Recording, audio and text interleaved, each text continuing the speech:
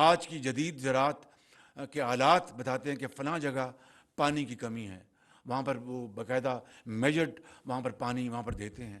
تو اس طرح قومیں ترقی کرتی ہیں، اور یہی اصول جو ہے وہ زندگی کے ہر شعبے میں یہ عمل پیرا ہے.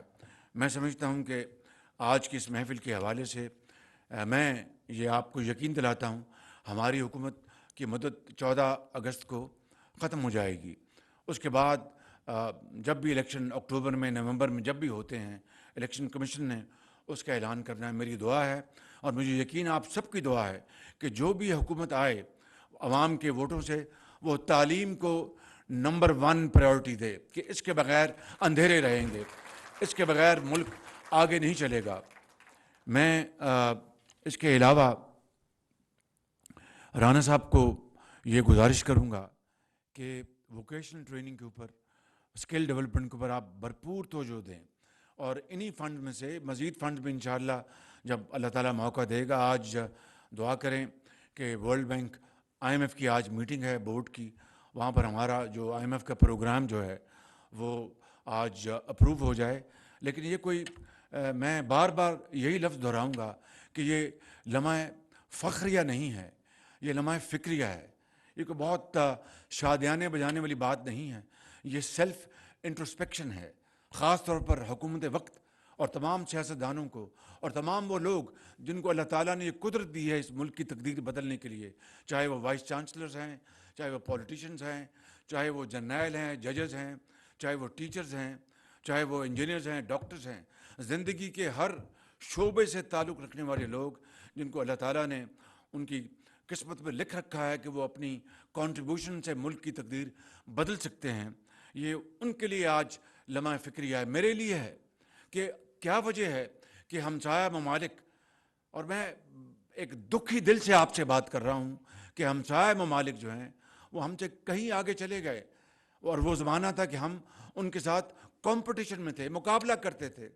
کل بھی میں نے کسی جگہ کہا کہ ٹیکسٹائل میں پاکستان 80 کی دہائی تک، 90 کی دہائی تک ہم ان سے آگے تھے. 90 کی دہائی میں ہمارا روپیہ ہے اس کی قدر ان سے زیادہ تھی. آج کوئی مقابلہ نہیں ہے، اور یہ ایسی یہ تکلیف ہے کہ رات کو بھی نیند نہیں آتی.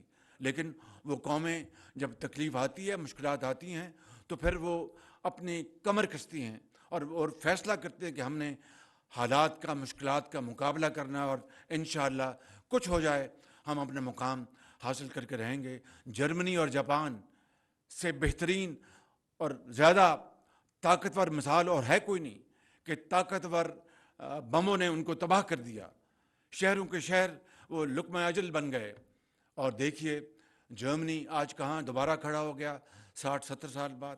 آپ اس کو جاپان کو دیکھیں، دوبارہ وہ دونوں ممالک آج دنیا کے ترقی پذیر ممالک میں ان کو شمار ہوتا ہے. پہلا نمبر آج امریکہ کا ہے، دوسرا چین کا ہے، تیسرا جرمنی کا ہے، اور چوتھا جاپان کا ہے.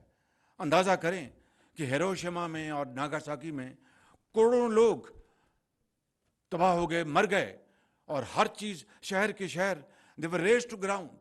اور کس طرح وہ دوبارہ انہوں نے فیصلہ کیا کہ نہیں، ہم نے جینا ہے، مرنا نہیں ہے. یہ وہ مثالیں ہیں میں سمجھتا ہوں کہ ہمیں حوصلہ دیتی ہیں. اور انشاءاللہ مجھے اس میں کوئی کہنے میں باک نہیں کہ انشاءاللہ اس قوم میں بڑی توانائی ہے، بڑی ہمت ہے، خدا کی قسم.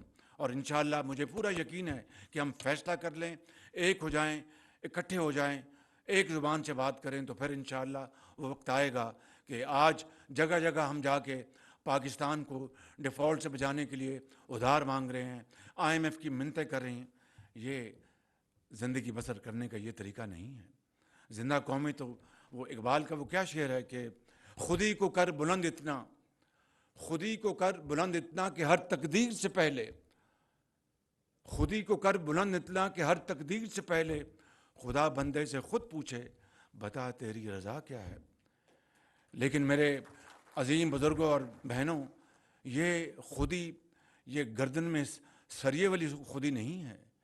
یہ خودی محنت کی ہے، یہ اظہار کی ہے، یہ قربانی کی ہے، یہ ہمت کی ہے، یہ دیانت کی ہے خودی ہے. اور یہ وہ ایک عظیم یہ نقطہ ہے جو حضرت علامہ اقبال نے ہمیں بتایا اس طرح کے بے شمار انہوں نے جو اشعار کہے ہیں، جیسے کہ خون جو ہے وہ دوڑنا شروع ہو جاتا ہے بڑی تیزی کے ساتھ، کہ کس طرح جو آزادی جو ہے وہ اصل آزادی وہی ہے جو معاشی آزادی ہے۔ تو میں آپ کا زیادہ وقت نہیں لوں گا، آپ خود ماشاءاللہ بڑے بڑے اپنے تائیں آپ پروفیسرز ہیں، وائس چانسلرز ہیں، ٹیچرز ہیں، بہت انتہائی لائق احترام۔ میں آپ کی خدمت میں صرف یہی عرض کروں گا کہ حکومت کا فرض ہے کہ ہم ہر طریقے سے ہم اس قوم کے عظیم بچوں اور بچیوں کے لیے جو کچھ بھی ہم کر سکتے ہیں ہم کریں۔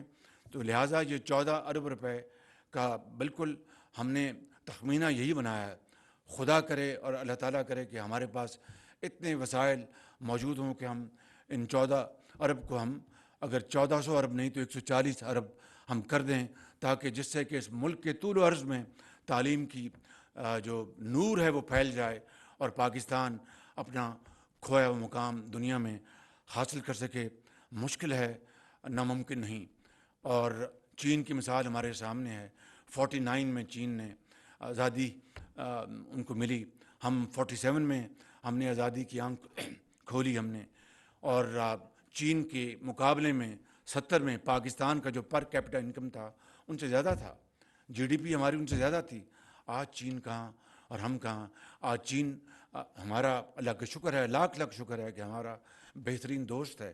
اس برے وقت میں جس طرح چین نے ہمارا ہاتھ تھاما، نہ میں ان کا شکریہ ادا کر سکتا ہوں، نہ آپ، نہ پوری قوم۔ انہوں نے ایک دوست بن کر انہوں نے یہ خطرہ ان کو محسوس ہو گیا تھا کہ پاکستان بہت مشکلات میں اور ان کو بہت تنگی ہے۔ انہوں نے ہمیں پچھلے 3 مہینے میں انہوں نے $5 ارب انہوں نے ہمیں واپس کیا۔ اسی طریقے سے آپ نے دیکھا کہ سعودی عرب نے کل خزانے میں 2 ارب جمع کروایا، $1 ارب انشاءاللہ یو اے ای سے ایک آدھ دن میں پہنچ جائے گا۔ ہم ان کے بے پناہ شکر گزار ہیں، اور میں ان کا شکریہ نہیں ادا کر سکتا اگر چاہوں بھی، کیونکہ انہوں نے پاکستانی قوم کے لیے جو محبت اور جو عقیدت دکھائی ہے وہ بے مثال ہے۔ لیکن میرے بزرگوں اور میرے بہنوں، یہ زندگی بسر کرنے کا طریقہ نہیں، ہمیں اس کو بدلنا ہوگا، اور اسی طریقے سے بدل سکتے ہیں۔ راستہ یہی ہے تعلیم کا، جس میں زراعت بھی ہے، جس میں سائنس بھی ہے، جس میں ڈیولپمنٹ بھی ہے، ریسرچ بھی ہے، معدنیات۔ اب معدنیات کے اوپر میں آپ بات کروں تو بات بہت لمبی ہو جائے گی، بہت دور تلک چلی جائے گی، لیکن صرف اختصار کے ساتھ کہنا چاہتا ہوں کہ اربوں ڈالر کے معدنیات یہاں پر مدفن ہیں پاکستان میں، مگر بجائے کہ ہم ایکسپورٹ کر کے اور پاکستان کے طول و عرض میں خوشحالی کا پیغام لاتے، ہم نے اربوں روپے جو قانونی فیسیں بھری ہیں، ہمارے خلاف جو مقدمے ہوئے باہر اپنا یورپ میں یا دوسری ممالک میں، ہم نے اربوں روپے قانونی فیسیں بھری ہیں۔ یہ غریب ملک، قرضوں پر جینے والا، ایک دھیلے کی ہم نے ابھی اس میں سے منافع کے طور پر کوئی چیز نہیں کمائی۔ تو قومیں کبھی اس طرح رہتی ہیں۔ جاپان وہ ملک ہے جو ہر چیز امپورٹ کرتا ہے دنیا میں، کوئی خام مال نہیں وہاں پر۔ جنوبی کوریا ہر چیز امپورٹ کرتا ہے، کوئی خام مال نہیں، لیکن وہ اپنے ذہنوں سے، اپنے نالج سے، اپنی ٹیکنیکل ایکسپرٹیز سے، تجربے سے وہ اس خام مال کو وہ کنورٹ کرتے ہیں فنش پروڈکٹس میں، اور اربوں ڈالر کی وہ ایکسپورٹ کرتے ہیں، ٹریلینز کی ان کی ایکسپورٹس ہے۔ یہ مثالیں ہمارے سامنے ہیں، لیکن 75 سال ہم مثالیں دیتے آئے، تقریریں کرتے آئے، مرثیے پڑھتے آئے، اشعار پڑھتے آئے، بڑی گرجدار آواز میں۔ ایک چیز کا فقدان رہا، وہ ہے عمل کا۔ نہ یہ نوری ہے نہ ناری ہے، عمل۔ اور عمل کے اوپر ہم آج کاربند ہو جائیں، فیصلہ کر لیں، تو ہماری زندگی بدل جائے گی۔ یہ آنے والی نسلیں ہمیں دعائیں دیں گی، وگرنہ یہ ہمیں بد دعائیں دیں گی۔ میں بڑی بغیر کسی لیگلفٹی کے یہاں پر بات کرنا چاہتا ہوں کہ یہ سارا کچھ ہمارے ہاتھ میں اللہ تعالیٰ کے فضل و کرم سے۔ ہم اگر تقدیر کو ہم نے بدلنا ہے، خوشحالی کی طرف جانا ہے، تو کوئی رکاوٹ رہ نہیں سکتی۔ اور اگر اسی طرح مجبوری کی حالت میں ہمیں رہنا ہے اور مانگتے رہنا ہے، تو یہ بھی ہمارا اپنا فیصلہ ہے، کسی اور کا فیصلہ نہیں ہے۔ آئیے آج اس عظیم محفل کی حوالے سے ہم یہ فیصلہ کریں اور یہ عہد کریں کہ ہم تعلیم کے شعبے کو ہم اتنی اس کو عروج دیں گے، فروغ دیں گے، تمام مسائل ہم نشاور کریں گے اور پاکستان کو عظیم بنائیں گے۔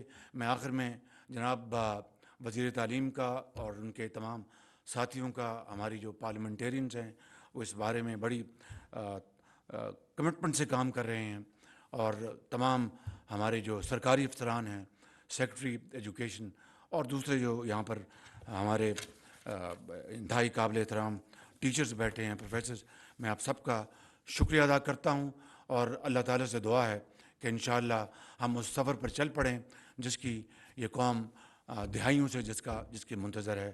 میرے ساتھ نعرہ لگائیں، پاکستان! آواز نہیں ہے، پاکستان!